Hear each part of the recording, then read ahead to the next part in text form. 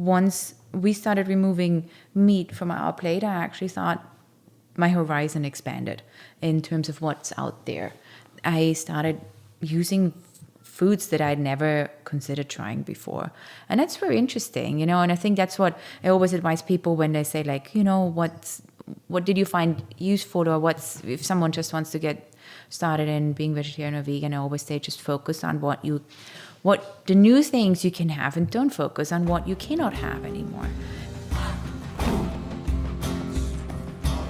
That was Michaela Grob, founder and shopkeeper of Riverdel, a vegan cheese and fine food boutique in the heart of Brooklyn's Prospect Heights. Welcome to episode 37 of the YTP. I'm Jess, your host, and if you are returning, we thank you for your continued support. And if this is your first time listening, we thank you for your support and congratulate you on tuning in to the show where we share stories of people looking, finding, and living their purpose every single week. Congratulating you may seem a little silly, but I think it's totally reasonable because simply by finding the YTP means there is a curiosity within you that has led you to invest your time in finding out more about the people who are living courageously, taking risks, some more calculated than others, and finding adventure in this life. Michaela Grob is one of those people. Michaela held a job for many years that on paper added up in a way that made sense. A job that you would never quit, especially to start a cheese shop. But after a while, her big corporate position, the one that she once loved, no longer filled her happiness quota. And so she started to get curious about the void she was feeling in her heart. She could sense that change was coming. Admittedly more methodical than intuitive, Michaela took it slow. She nurtured her calling for change by carefully planning out her next step. She spent time figuring out what that next step would be and how she would make her transition. She did not just jump ship. She took her time. All the while, the call from her heart to create something new grew stronger. Inspired by a void in the vegan marketplace for quality aged artisan cheese and the realization that no one in New York City was offering this, Riverdel was born. Michaela left her high-paying corporate position where she oversaw 350 employees, 20 offices, and traveled 80% of the year to settle into the challenges and joys of small business ownership. We met up with Michaela and her pack of rescue animals at her beautiful home in Brooklyn last August during our cross-country Ride the High Vibe tour. But first, we made a trip to Riverdel. I am an ex-cheeseaholic. Like Michaela and so many other vegans, cheese was the last to go for me, so I was beyond excited to dive in. Literally, when I was a cow's milk cheeseaholic, I used to say that I could dive into a grilled cheese sandwich and eat myself out of it. Even BJ, a non-cheeseaholic that I tried to convert for many years, had a brightness in his eyes over the thought of demystifying the stigma of vegan cheese. So off we went from Manhattan, lugging our podcast equipment in 95-degree heat for miles as we made our way to the shop. And once we got there, we indulged, ordering classic sandwiches from her selection like caprese and the all-American grilled cheese. Yeah, that one was for me. Plus, we grabbed a baguette and a delicious cashew-based soft cheese to snack on while we waited. Filled to the gills, we headed over to Michaela's, only to be welcomed with a gorgeous cheese board that she prepared for us. Thankfully, we recorded our conversation first, and then we all put a hurt on the most exquisite nut and soy cheeses that have ever graced our palates. Riverdel is absolutely worth the trip. Whether you live in the New York City area or you're heading in for the day, do not miss the world of possibility that Michaela has opened up for vegans and non-vegans alike. And now, without further ado, I welcome you into our conversation with Michaela Grob, Riverdel's nurturer, founder, and shopkeeper. All right, well, let's jump in. Right. So why don't we start by you letting us know what's on that amazing board right there. Okay. So I kept it local, so I'll bring some a local selection of cheeses. We have a Catskill Fire from the Cheese Hound. It's made upstate. She makes amazing cheeses. This one's a little bit spicy. Then we have a Smoky Gouda from Bright Life, also made locally, also upstate. She's based in Brooklyn, but she produces upstate. Bright Life also makes amazing yogurts.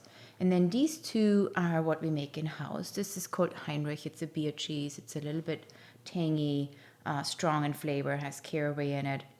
I like to pair it with mustard and a pretzel bun or something like that. And then this is the other one we make in-house, mild and creamy. We call it Billy. And I just rolled this in basil from my garden. So some tomatoes from our garden as well.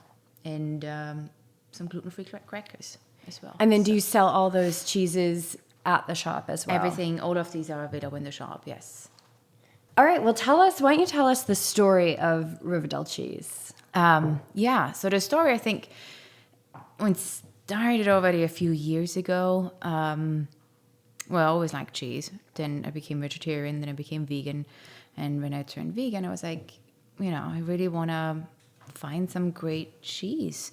So I started looking for some great vegan cheese, something you would put on a cheese plate and everyone would enjoy it, vegan or not.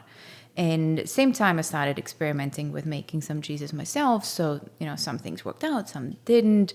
And then I thought would be great to just have a place where you can go in and that everything you pick up is vegan.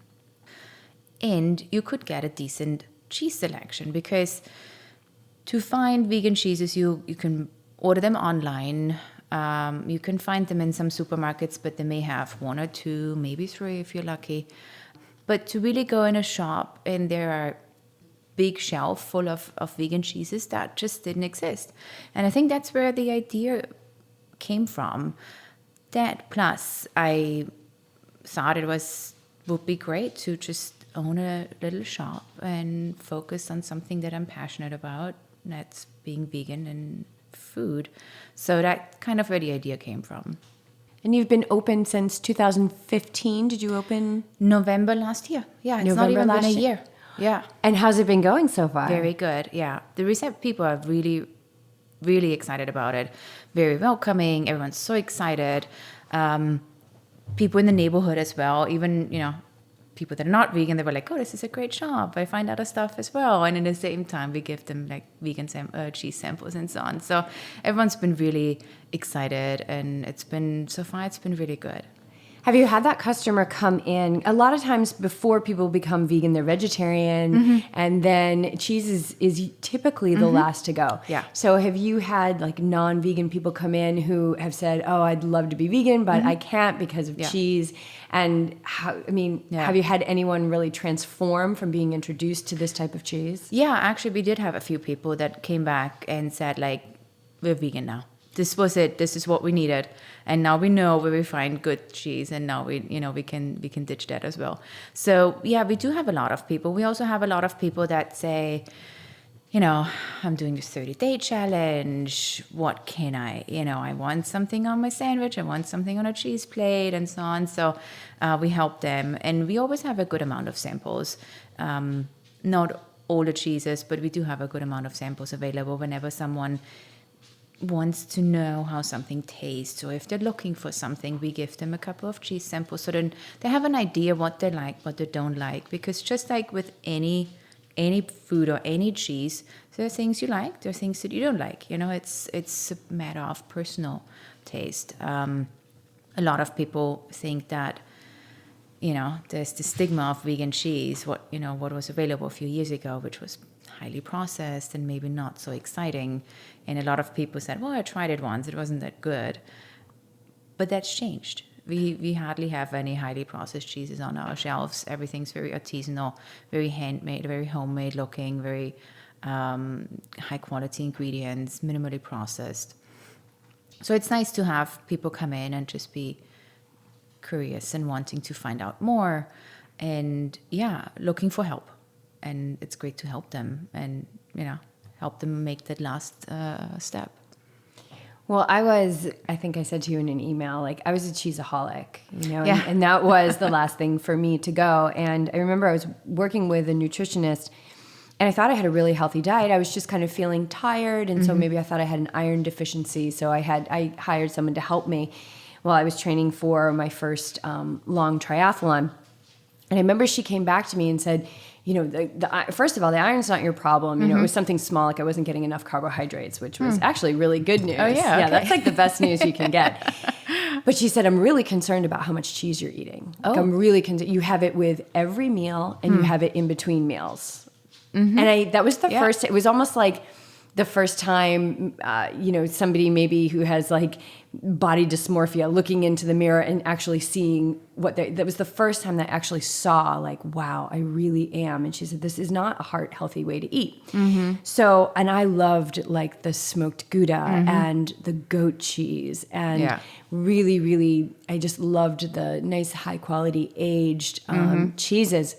And I have to tell you, we just went into your shop and we had what I would compare to like a goat cheese. And it was cashews and lemon and it was like rolled in cracked pepper.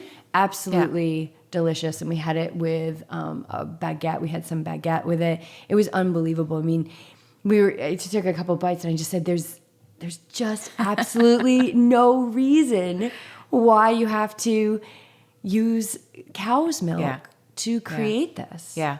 It's delicious. It's so much more of a clean source. There's probably a lot of fat in it because it's got the cashews and things like that. But it's not holding the cholesterol levels that dairy carries. Yeah. And that is what is so detrimental to so many people. I mean, high cholesterol is it's absolutely rampant in our society, and people are, that and high blood pressure. It's like the silent killers. It's what's killing people. So, getting off the dairy and getting into some of these delicious nut cheeses, it's like there was no. There was nothing lost. It only gained. And so to go back to when I was working with that nutritionist, I remember thinking, well, I still want my cheese, but maybe I'll try some rice cheese. And then it was just like the highly processed, like individually wrapped. It was awful. And I was pairing it with like the first like generation of mock meats. And I was like, it was just disgusting. No. Yeah. So I guess what I'm saying is that as an ex-cheeseaholic, I can speak to the quality and the taste and just the indulgence of these cheeses. They're absolutely delicious. And I'm like drooling over this plate in front of us. It looks so good. So you said the inspiration for the shop kind of came to you as a natural process from making cheeses at home and all of that. But what was the moment when you decided to jump and open the shop?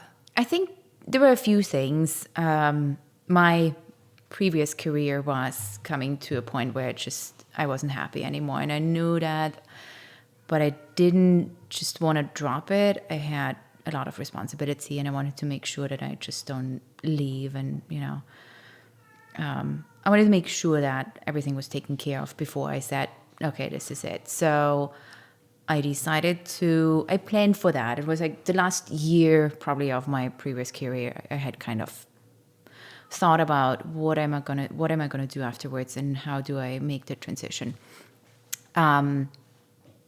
At the same time, my husband also wanted to take some time off. So we decided I would quit. He was going to take a sabbatical and we'd do some traveling first. And then he would go back to work and I would dedicate my time to actually make this work. And I was starting out with just writing a business plan, which, sounds very easy. You have your idea in your head and you think like, it's just a piece of paper. But it was a lot more elaborate.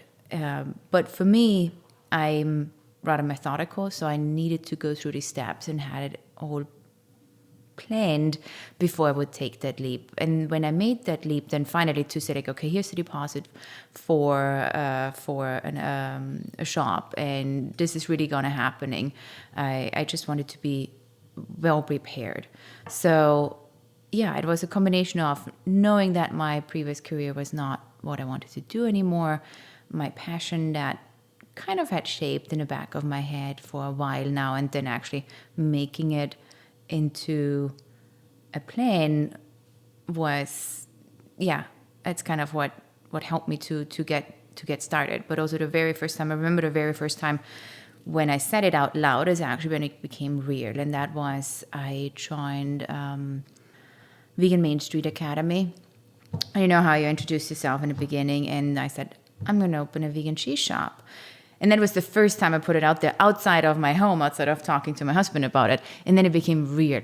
And, once you put it out there, you're kind of being held accountable for it. And then it was like, now it's really going to happen. Now it has to happen.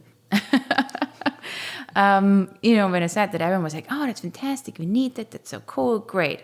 I was like, that's great. I'm happy. It's being received well in that group of people. So I guess it's a good thing. And then going through the motions of doing the research and so on. So you were in a position that so many people are in right now. Like they've got a job, but they feel like they're starting to come to the end. Like it's time to make a change, and they might have the vision. And so there are the people who are risk takers who are just going to jump and they're going to do it without the business plan. But I love how you're a methodical person, because that type may take a little bit longer, because it's like you got to make sure all the ducks are in a row and all of that. But taking some time to do the business plan. And I think it's when you're pursuing your dream, when you get home from work, that job that you don't love anymore, bring your passion into creating the business plan to take the next step. So we always talk about like keeping the momentum going every day, even if it's just researching how to write a business plan. Right. Yeah. And then would you say that when the time came for you to make the switch, like, did you just know? Yeah, I did. I don't know where and how, but at some point I just knew that that's what I was going to do. And I think it's you have this idea in your head, and it's there all the time, and, it's getting more concrete, and you think it through more and so on. And eventually it's just, that that's what you're going to do. And then you try to make it work. Sometimes it goes quick, sometimes it doesn't go so quick.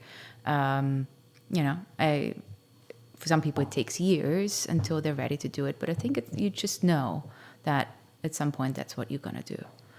So when you and your husband took that time off, so he took the sabbatical and you're away from your job, what kind of time frame are we talking here? What was a half year. A half year. Yeah. And were you in deliberation of whether you should go ahead with it? Have you already determined it? Or did you second guess yourself during that time? I deliberately did not think, of course I thought about it, but I deliberately said, this is time off right now that my husband and I are enjoying with the traveling and so on.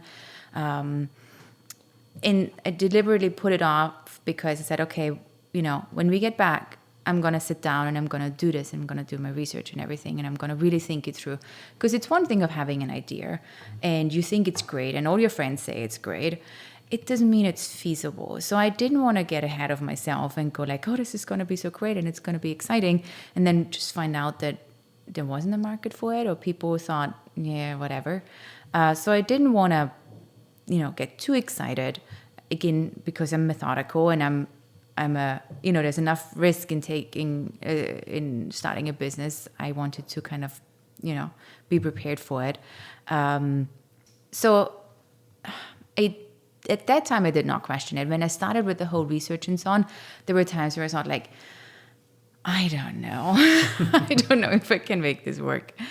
There of course are times where you question it and you go like, yeah, maybe I should not do that. Maybe I should just go back to my corporate job. It seemed a lot easier. Well, I think that's a key point. Just you took a reset, basically. You stopped at one point in your life and you knew that wasn't your passion. Yeah. Reset, go on an adventure. Yeah. And then hit it hard, because you knew you were going to hit it hard when you get back, and you're going to put everything you had into it, which shows in what you produced at the shop. Whether it's from the logo, the branding on the website, the experience you get when you walk in, all of that, I can see, coming from a marketing background, I can see it's all thoughtfully put together, and it all matches. Thank you. The time and effort you put into it. So I think it's important to note that you took that rest time. You didn't just jump right in. So there's different ways to go about it. And I think when you're in touch with your mission and your passion, everything will follow through. And for you guys, it was that reset and then hit it hard. Yeah, it was nice to have that reset, because I just wanted to have, re-energize as well. I knew it was going to be a lot of work, and it is a lot of work. So just to have that time was really great. And so those moments where you thought, oh my God, I don't know if this is going to work. What was it that kept you going? Well, I just didn't want to give up that easily. I was like, okay, if I fail, there's always a risk of failure. And I was like, okay, I can do as much research as I want. I didn't want to be put off that early in the game, just before you even open the doors. The shop's not been open a year. It's still a lot of work. There's still so much we have to figure out. We still have to grow, of course. But I thought, I'll give myself 1 or 2 years, and if I can make it work, that's great. And if not, at least I tried. I just didn't want to be saying like, yeah, you know what, I'm not going to do it. Plus, then I thought, what if someone else does it?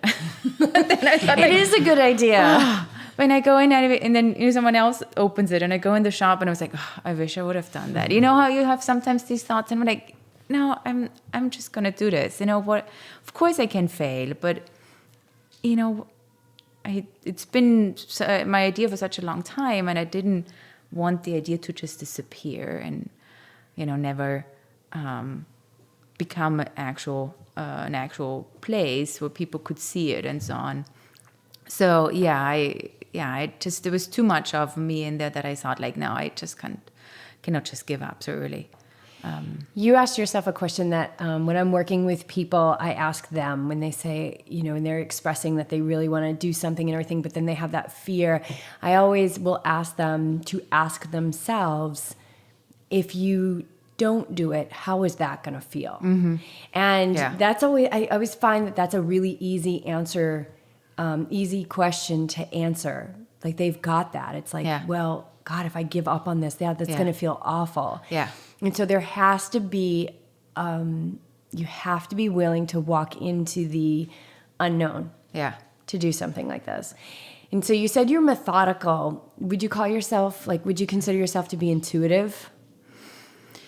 Or are you more of like the kind of like you like to see it on the paper and keep it organized? No, see, I love that. That's great. Yeah. I'm the total opposite, but that's more like how BJ is. And I think that's more of like the people that I'm working with are more like that, just like I want to see it. So I guess the real question underneath all of that is, did you feel anything within you, like a little voice or anything within you that was just like, come on, keep going, keep going? Yeah, definitely. I mean, because it's my project, it's my idea, and of course I want to keep going and want to show what I want. I want people to see it.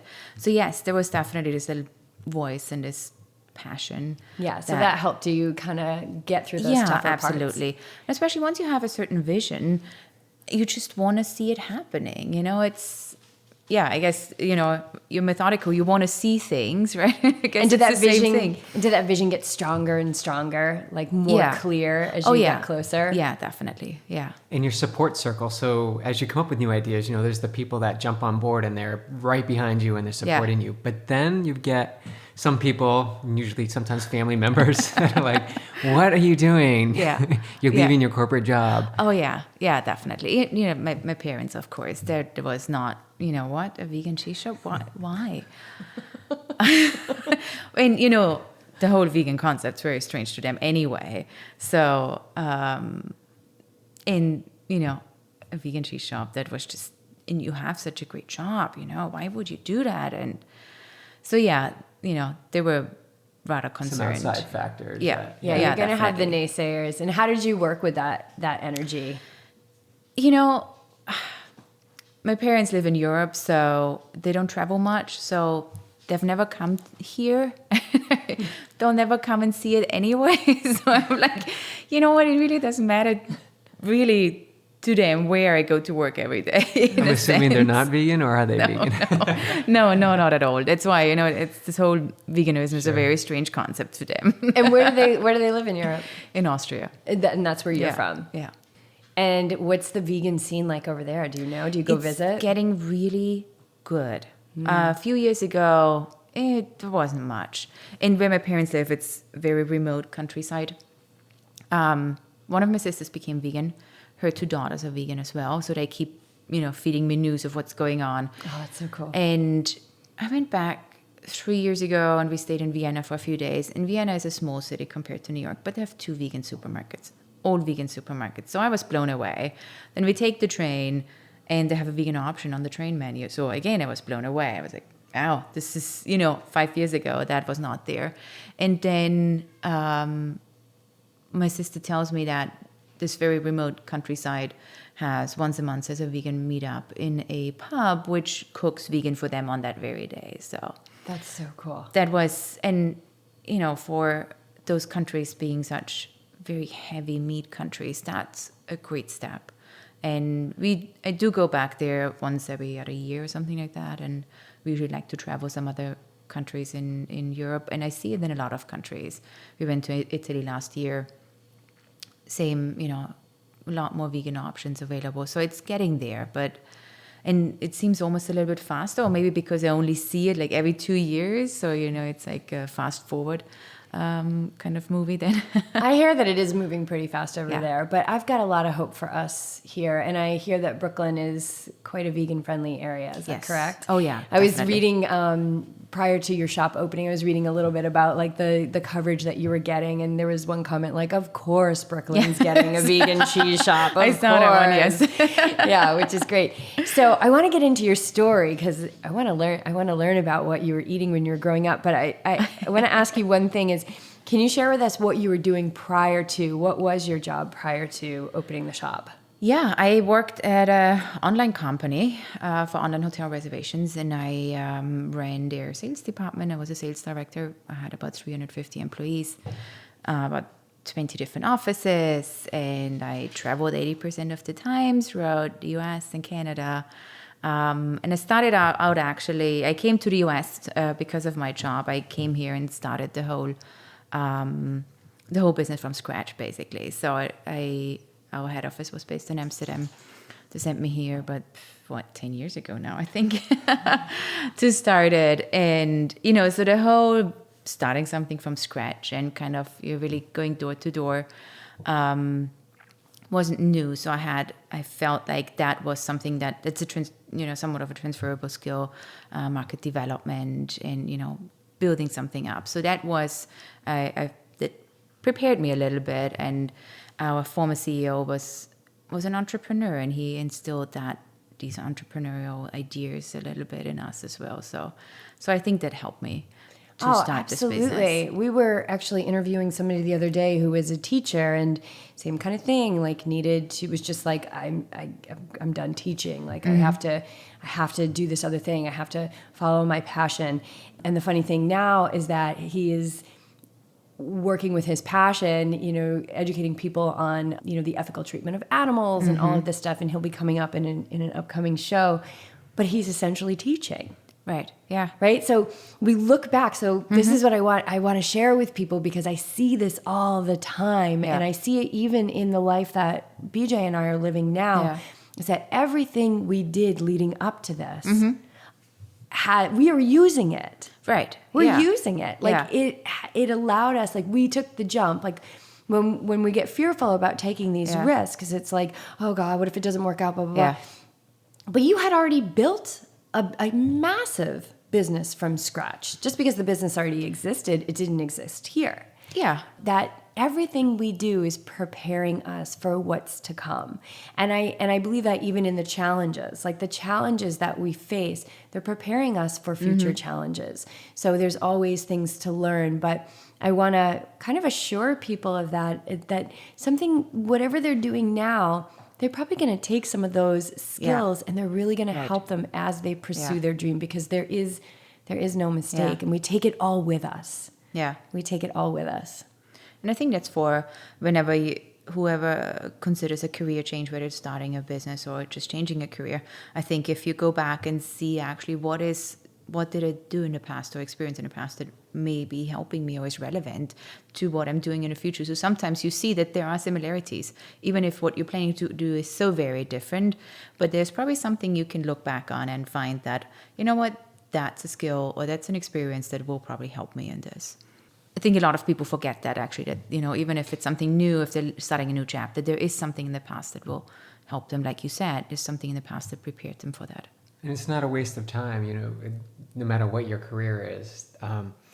You can look back and say, I just spent 10 years of my life and I just wasted it doing this. But there are high points, and, I can speak to it directly as well. The past 20 years I've been working web design and marketing, and it's all led me to the point where now I can use those skills for our own business. Yeah. It's just to keep an open mind everything, just keep moving forward, make sure you're happy, make sure you're doing what you love, and everything will just flow. Yeah, and nothing is ever a waste. Like, if somebody thinks that something's a waste, like, that's us putting that meaning to it. Yeah. Like, nothing's a waste. So those sayings of like hindsight is 20/20 and blah blah blah. I mean, it really is like the puzzle always kind of gets fit together. So all right, let's talk about how you were brought up, because it sounds like maybe you were brought up with some animals on your plate. Yeah. Oh yeah, definitely. Was your dad like a hunter or a farmer or? No, but we had countryside. I grew up with the countryside, very remote, beautiful countryside. And my grandmother had a farm that my uncle then took over, and my family lived close by that farm. My dad would always be at the farm helping out, and I would be with him. And that's where the love for animals stems from. I always loved animals. I always liked to be around them. I guess it took me just more than 30 years to put that, all together. Like, I love animals and I eat them. So there's something wrong with that. But I brought up with like, that's what you do. And, I would be around animals being slaughtered at the farm because the butcher will come and, and it's what that's how you're raised. That's what animals are there for. So, it took me a while to kind of say like, no, actually that's not true. So, yeah. Do you remember like your first one of the first moments where that connection was starting to be made? Because I mean, we're talking about the majority of people out there that they love animals. They love animals. Yeah. But then they're eating animals. So they're separating the fact that their dog is different from a cow, and it's not. Yeah. They're the same. They're still like, there's a soul that drops into this body, and it's not that much different than us dropping into our bodies. So do you remember kind of those earliest moments, or how old you were when you started to put that together, that it didn't make sense anymore? Well, I think there was a period where there was a time when I read this article where I read that pigs have the same intelligence level as a dog, and then I thought like, why is it not okay to eat a dog, but it's okay to eat a pig? Just because someone said, well, that's what we always do. And then also I lived in Korea for a short period of time, and they eat dogs. It's totally normal to eat a dog there. Whereas we Europeans or Western, frowned upon that. And I just thought that very strange. Why is it, why do we differentiate that? But yeah, that article about the intelligence level of animals, that's when it started dawning on me that that's probably not, we cannot do that. They do understand, they do have feelings. A pig recognizes someone that treats them well and is happy if they see you. And then I had to think back when I was little, and I would come and feed, with my grandma. I would go out and to the pigs, and they were always happy and cute. I would have bunnies that I would name, but, they would be eaten. But my parents wouldn't tell me that those were bunnies. They said it's something else. So, it dawned on me when I started having this realization that, thinking back of how I grew up, that it maybe was there already, but you just kind of told that that's the way it is. I mean, I remember my uncle saying like, well, that's just the way it is, that just, once they can't give milk anymore, they get slaughtered. And once the chicken doesn't lay eggs anymore, it goes in the soup. I remember thinking it was strange, but then you're just being brought up and said like, that's the way it is. Yeah, so. We recently went to a talk with Dr. Will Tuttle. Mm-hmm. Have you heard of his book, The World Peace Diet? It's a beautiful book. And he talks about how once we make the connection, that a lot of people feel really guilty. Yes. And so what do you do with that? Yeah. So he says you just repeat to yourself every day, and it's something along these lines, and I'm probably misquoting him, but it's like, I was just doing what I was told to do, and it ended up not being that good for me. Yeah. Right. And that's all. I was just taking the bad advice of other people who had taken the bad advice of other people. And it's okay. It's what I did, but I don't do it anymore. Yeah. So how old were you? Do you remember when you read that article? Like, that wasn't too long ago, actually. It was, probably, it was maybe 10, 15 years ago or something like that. So that's kind of when I then said, let's, cut down. And then then you look for the humane meats, right? Oh my God, totally. It's totally the progression. Totally. And then a few years later, I read that, and then I was already here in New York, and then I read that, even if these animals are lovingly raised by farmers and so on, they go through horrible, horrible slaughterhouses because there are so very few slaughterhouses, especially in the state of New York. So they do all have to go through these massive slaughterhouses where they are just, the horror stories. It's I don't know, in a way it's like almost worse. It's like they have this amazing life. Yeah. And then they go and then they're like, whoa, what's this? Yeah, exactly. At least the other ones are like just living in a daily hell from the start. Yeah, exactly. So this whole humane thing, and then I was like, you know what, I think I'm just gonna not eat meat anymore. And that's how it started, and I cut out the meat. And then, you start reading the same thing about the dairy industry. And the last thing I gave up was cheese.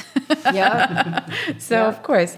But it took me a long time to make the actual connection, because just like anyone else, I was also said like, well, what am I going to eat? And, it's an inconvenience. What do I do? And, then your mom makes your favorite food, and of course it has meats in it. There's so many things that, you start realizing that you have to, it's a larger change that you have to go through.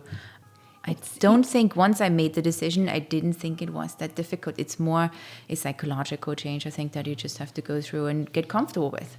And I think you have to be more uncomfortable with the fact that you're eating animals. And then once you're really uncomfortable with that fact, I think everything else is very simple.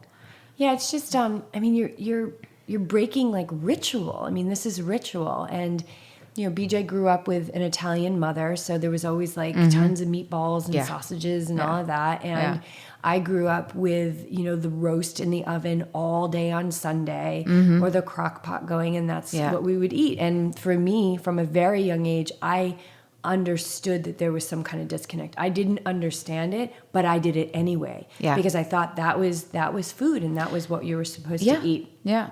And so I think all of us pretty much have done that, but it's, I think educating yourself is huge, and there's so many great documentaries out there that are pretty easy to watch. There's some that are really intense, some that I haven't actually even been able to watch, like Earthlings and things like that.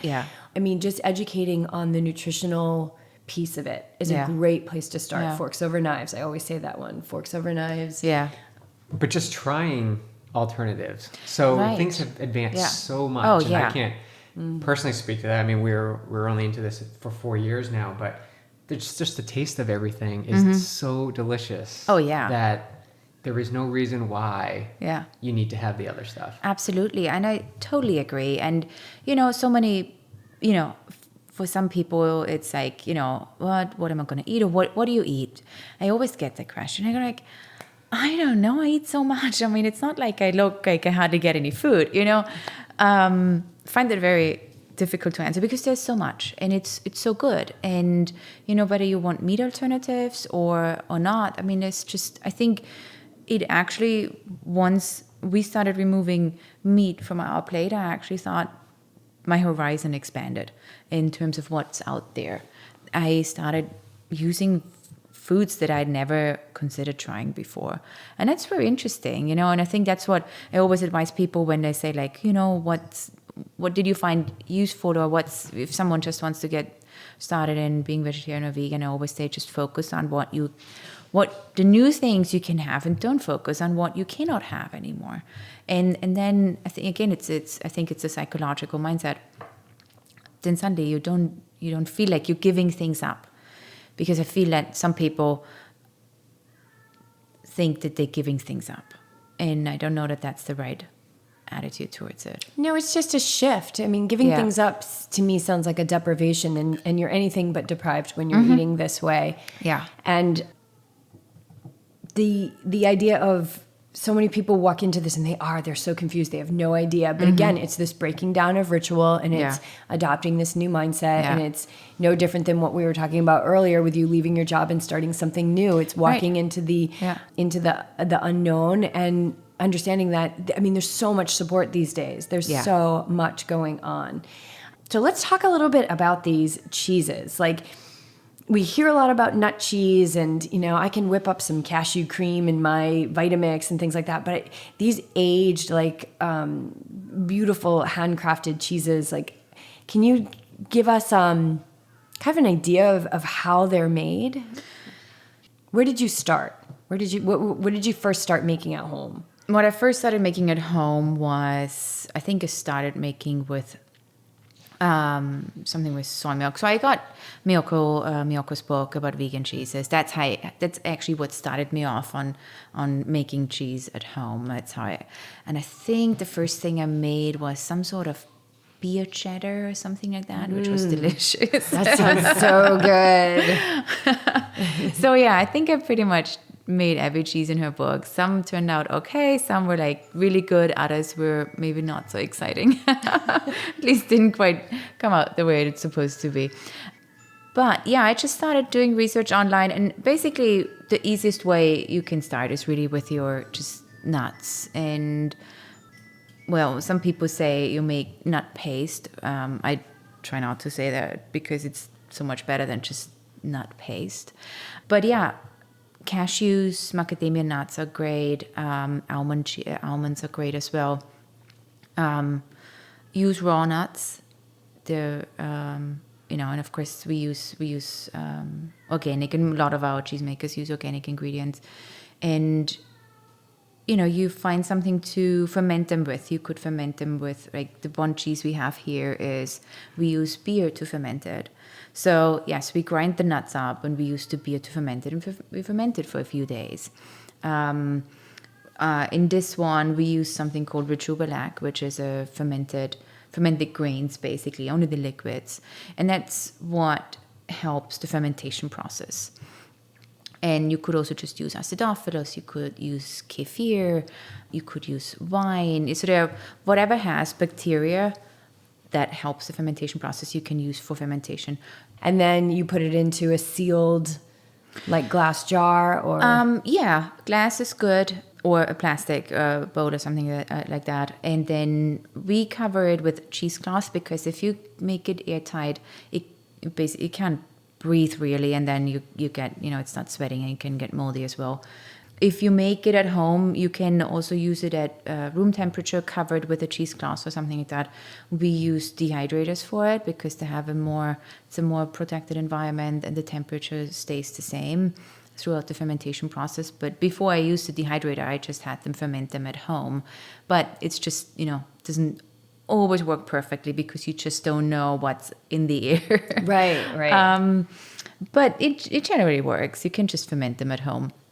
And, you can use anything to flavor them. You can use herbs. You could use more beer. You could use, in this one we have caraway. You can use peppercorn. In this one from the Cheese Hound, she uses pimento peppers, for example. So you can then get creative and try different things. But there are also some of the cheesemakers that we have in the shop. Some of them actually make nut milk and make the cheese from that. So similar to a cheese making process with dairy. So you then, curdle the milk and so on, and like you would do with dairy milk. But fermentation, same with, use some sort of bacteria to ferment it. Are all the cheeses made with nuts, or is there an alternative to that? Most of the cheeses we carry in the shop are made of nuts. We do have a few soy cheeses. This is one that's made with soy milk, for example. But 80% of our cheeses are made of nuts. What about seeds? Do you ever do, like, with hemp seeds? Can you make something about people with nut allergies? Mm-hmm. So they could do the soy, pending they're not allergic to that. But have you ever seen anything with seeds? Not purely with seeds. This one, for example, has hemp seeds in it, and there is a really great mozzarella that we have in the shop that's made of macadamia milk and hemp milk. But purely with seeds, not yet.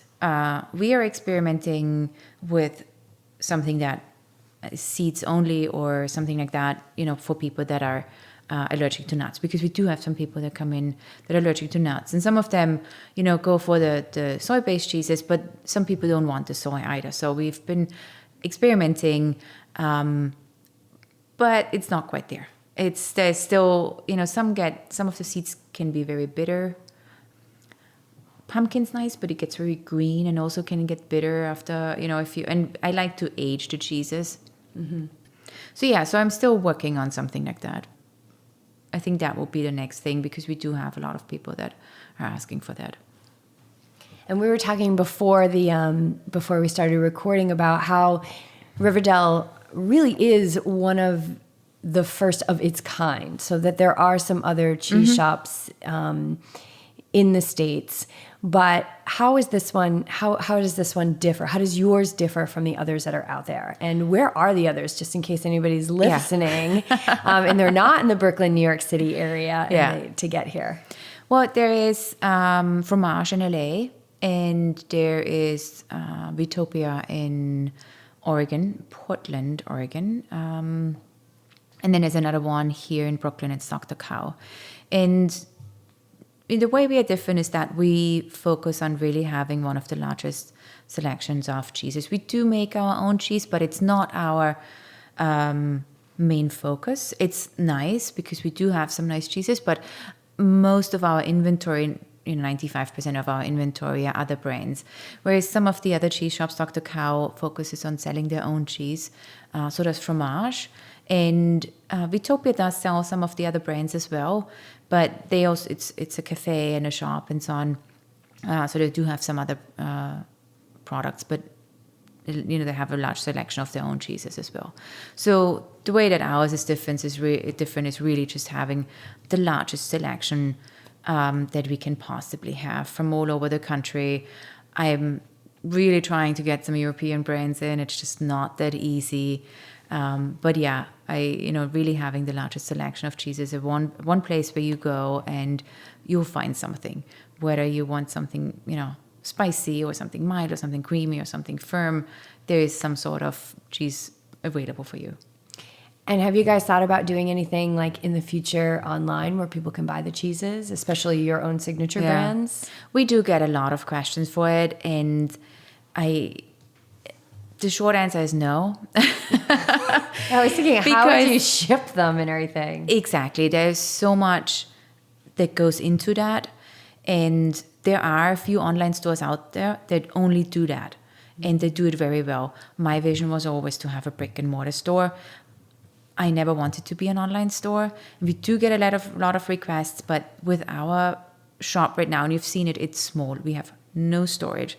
So even if I wanted to ship, I wouldn't know where I would store the boxes, the ice packs, the extra cheese we have to make. Exactly. Yeah. There's a lot that goes into it, and it was just never our focus. But yeah, we do get a lot of questions, and I always refer people to the online shops that are out there that do such a great job.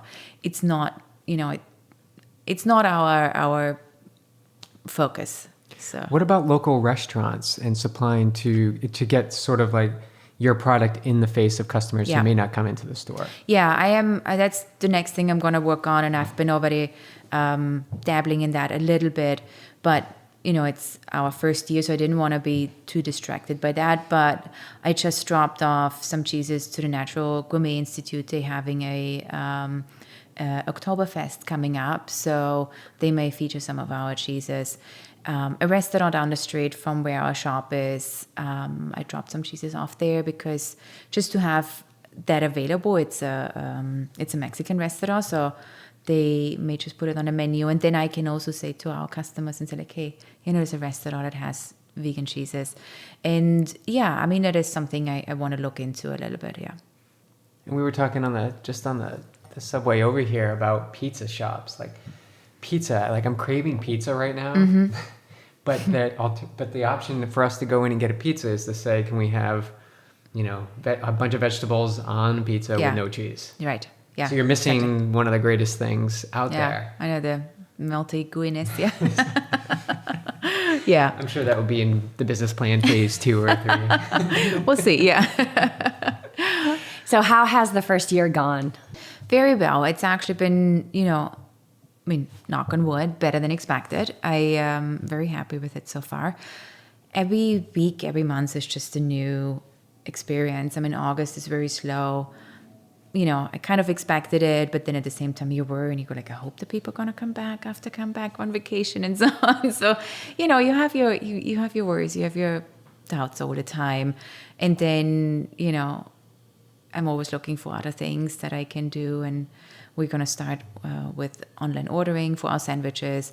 That's also something. Our sandwiches have become very popular. I never meant it to be a main thing for us, but we do sell a lot of our. They're so delicious. Sandwiches. And the names of them. Yeah, like I just had a grilled cheese. Like, do you know how long it's been since I've had a grilled cheese? It was amazing. Yeah. And BJ had one of what used to be our favorite sandwiches, which is the mozzarella, the tomato, and he had that. And it's just so great because you're bringing back these classics. Yeah. But you're bringing them in a way where you don't feel deprived. Right. And they're extra delicious. They're really, really thank good. you. So I can see that those I don't think you need to expand these sandwiches. Like, you've got all the basics covered. Yeah. So it's been good. What's been the biggest challenge? Well, the biggest challenge, there are few, which is to be expected. Kind of, well, I don't know where to start. Right, because living your dream doesn't come without challenge. Yeah. It comes with challenge. I kind of, I worry, does it, do I do enough? Do I really reach out enough? Does everything, do people like it and so on? So I think that's my biggest challenge, to kind of, make sure that we really do what the customers actually like, and not just something I think is great. Right. And staying relevant. And I think that's, it's a worry, and I guess that's, a challenge as well. Yeah, because we always want to do better, right? Like, there's always, we say the same thing. Like, every podcast, I'm like, I hope that was good enough. But the thing is that it just is. Right? Like, and you're connecting with people, and you're serving a purpose, and you're helping people move from dairy to non-dairy. Like, a non-dairy life is so much lighter in so many ways. Yeah. So, and the business is going well, and you're still walking into the unseen every month because you haven't even had a full year on the books. But, if we had this conversation in 5 years, you'd be like, oh yeah, it ebbs and flows. August is down, September is up. Yeah. And my 10 shops across New York, this one is doing well. This one, we're opening up 2 more here. Yeah. So. Yeah, so I think that's something to aspire to. And I think when you start thinking about, am I doing enough? Think about the unique individuals that are coming in and that you're touching. Each person then goes out and tells other people. And it's all part of this plant-based movement, vegan movement, worldly movement, whatever is happening right now in the world. There's momentum picking up in this field, and people are curious, and they're more curious than ever. Yeah. And having the accessibility of a shop like yours, so conveniently located next to the big city, I think is testament to the growth of this movement. And I think people just need to come down to your shop, make the trip like we did, and try these cheeses. I'm not a big, as my wife is a big cheeseaholic, I am not a big cheeseaholic, but I absolutely loved my lunch and the cheese and bread that we had as a snack. So it is phenomenal. Great. And I can't wait to dive into this cheese platter that's in front of us. I know. I can't wait either. So we're going to wrap it up. What's next? What are you seeing for year 2, or what's the grand vision? So next year, so in the next few months, we'll be expanding, into online ordering for our sandwiches. And we're planning to do a little bit more markets where we do sell our cheeses and where we go with our sandwiches, just to reach other parts of the city. We do have customers that just they do come to Brooklyn, which is I just want to add, we are pretty easily accessible. We are close by the subway line and very central located, but still, if you come from the Upper West Side, it will take you about 45 minutes. But so kind of reach those pockets as well. And like we talked earlier, just being in a few restaurants, maybe a few other markets, just, on a smaller scale, because we have a very limited production space. But it's kind of what I dabble a little bit more in. Getting into, especially restaurants, would be great, especially if they're non-vegans, because then I always feel it reaches a different audience. And I want to get people to think about the vegan options that are out there, so that they feel that, you can make the switch and you won't feel deprived of anything.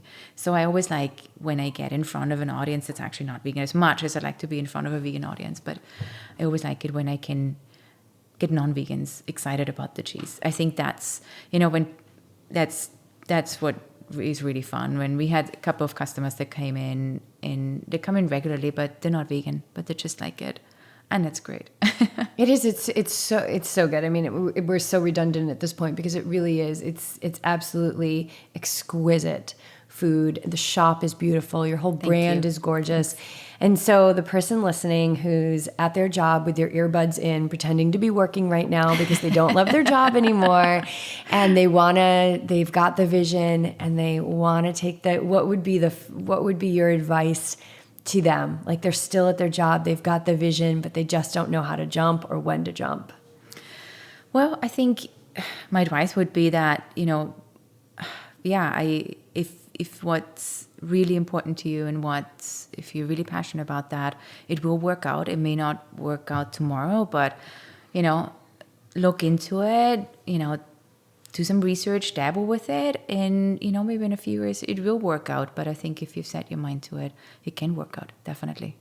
Yeah, absolutely. Just every day, keep the momentum going. Yeah. Awesome. Well, Michaela, thank you so much for welcoming us into your beautiful home you. with all of these beautiful animals. And I think we're going to dive into this cheese. Great. Now. Well, thank you so much for having me. Thank you. It's been a pleasure.